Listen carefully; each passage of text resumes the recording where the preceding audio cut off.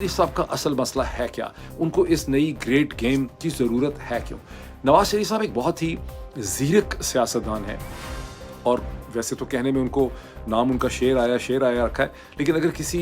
कई दफ़ा लोगों को तशबीह दी जाती है, साइको एनालिसिस के अंदर कहा जाता है कि ये फ़लाँ जानवर से तशबीह करते हैं, तो अगर किसी एनिमल फॉर्म के साथ, किसी जानवर के साथ आप उनको तशबीह दे सकते हैं, तो वो शेर नहीं है, वो लूमड़ है, वो फॉक्स है। 1982 से नवाज़ शरीफ साहब पाकिस्तानी सियासत से एक्सपोज्ड हैं, उसके इम्पोर्टेंट प्लेयर हैं, एज फाइनेंस मिनिस्टर, फिर एज चीफ मिनिस्टर पंजाब, फिर दोबारा एज चीफ मिनिस्टर पंजाब, फिर as prime minister of Pakistan, फिर एज की ऑपोजिशन लीडर ऑफ पाकिस्तान, फिर once again as prime minister of Pakistan, फिर अगेन एज दी की ऑपोजिशन लीडर ऑफ पाकिस्तान, फिर इन एग्जाइल, फिर नेगोशिएशन, फिर उसके बाद उनका वापस आना 2008 में, फिर की बड़ी कैंपेन चलाना, फिर की ऑपोजिशन लीडर होना, फिर उसका दोबारा प्राइम मिनिस्टर बनना और फिर उनका दोबारा जो है एक की ऑपोजिशन लीडर के तौर पे होना और उनका कम बैक करना। कोई ऐसा है सियासतदान पाकिस्तान में जिसका इस वक्त इस किस्म का सीवी हो, तो नवाज़ शरीफ साहब की पाकिस्तान के पूरे निज़ाम और पूरी सियासत की जो नब्ज़ है, उसके जो डायनामिक्स हैं, उसका जो ढांचा है, उसके ऊपर नवाज़ शरीफ साहब की बड़ी अंडरस्टैंडिंग है। किसी की इतनी अंडरस्टैंडिंग नहीं।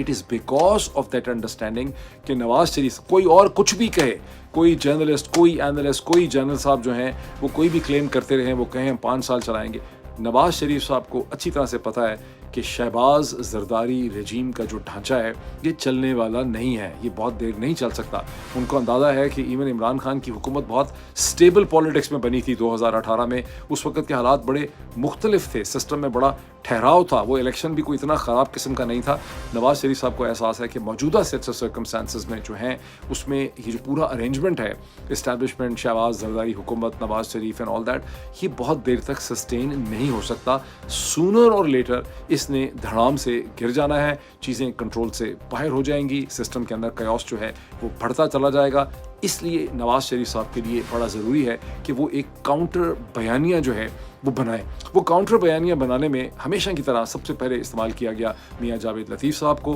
राना सनाउल्लाह उसका हिस्सा हैं, खुर्रम दस्तगीर साहब उसका हिस्सा हैं, पाकिस्तान के मीडिया के बहुत से लोग, एंकर्स, रिपोर्टर्स, अखबारों के लिखने वाले, अखबारों के इवन मुदीर, अखबारों के इनफैक्ट जो मैनेजमेंट है वो इस पूरे बयानिए का इस वक्त हिस्सा है जिससे नवाज़ शरीफ साहब शेप करना चाहते हैं। इस बयानिए के 2-3 की पॉइंट्स हैं। इस बयानी का पॉइंट ये है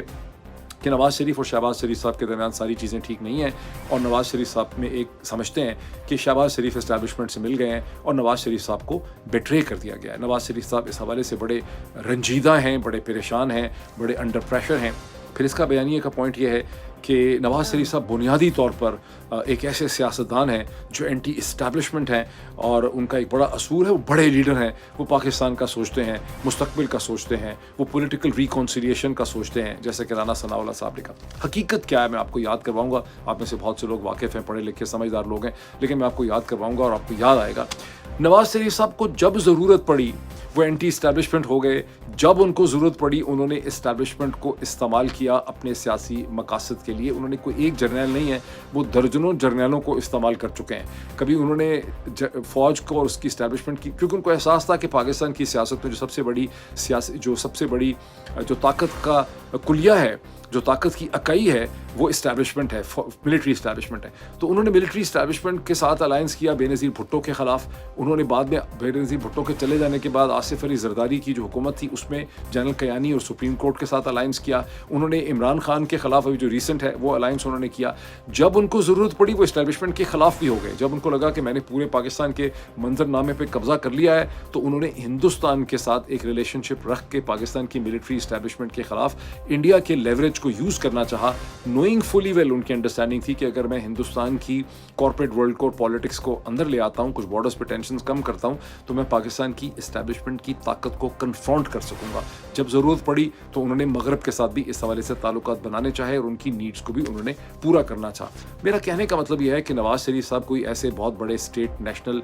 विजनरी लीडर नहीं है जैसा कि उनको पेश करने की कोशिश की जा रही है। वो इस वक्त परेशान सिर्फ इस वजह से हैं, जैसा कि मैंने आपको कहा कि सीटें उनको अच्छी तरह से पता है, बाकी कोई कुछ कहे, कोई कुछ लिखे, कोई इलेक्शन कमीशन कुछ कहे, नवाज़ शरीफ साहब को पता है कि इस पूरे चेकर बोर्ड में जहां उनको डायरेक्टली इलेक्टेड 75 सीटें PMLN को दी गई हैं, उसमें असल में उनकी अपनी 15 सीटें भी नहीं हैं। जो मेरी अंडरस्टैंडिंग, जैसे मैंने आपसे शेयर की, कई दफ़ा शेयर कर चुका हूँ कि ये 15 जो फॉर्म 45 की हैं, इसमें से भी अपनी सीटें उनकी 6-7 ही हैं, बाकी यहाँ पर भी जोर लगा के सीटें डाली गई। इसलिए वो एक काउंटर बयानिया जो है वो खड़ा कर रहे हैं, क्योंकि उनको पता है कि ये सिस्टम जब कोलैप्स कर जाएगा तो उनके पास एक दूसरा आर्गुमेंट जो है वो होना चाहिए। वो स्टेज पे ये भी कह सकते हैं कि चूंकि मेरा बयानिया इस किस्म का था एस्टैब्लिशमेंट से, तो अल्टीमेटली एस्टैब्लिशमेंट ने मेरी हुकूमत को फारिग कर दिया, और उनको पता है कि अल्टीमेटली इमरान खान जो है उसने जेल से निकलना ही है, इन केसेस ने कोलैप्स हो जाना है। ये केसेस जो है ये स्क्रूटनी स्टैंड नहीं कर सकेंगे हाई कोर्ट्स की, और इमरान खान बाहर आएंगे और ये पॉलिटिकल कॉन्टेस्ट जो है होना है।